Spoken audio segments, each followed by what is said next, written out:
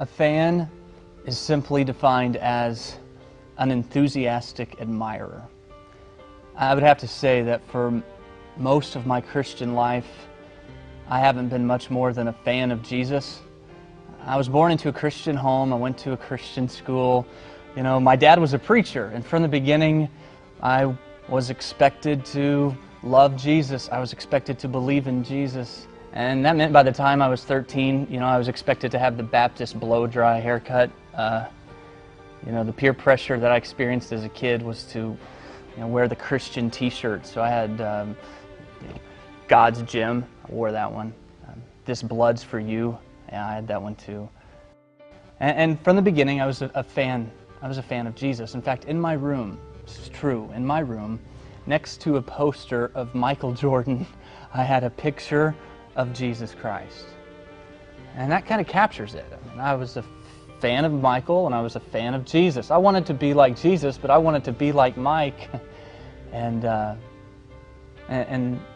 thought that was enough.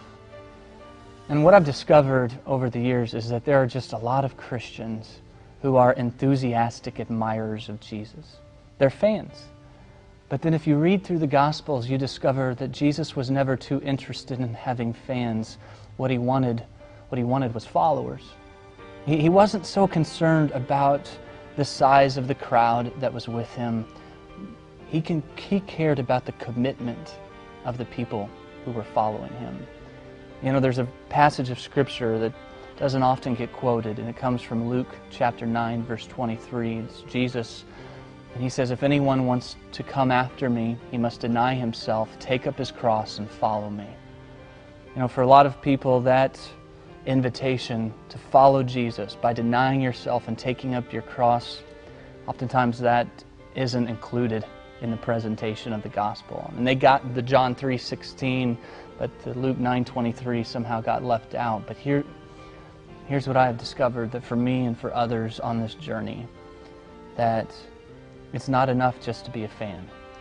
That until you completely surrender your life to Jesus Christ, and until you give Him every part of you, you'll never experience the real life, the true life that He wants you to have.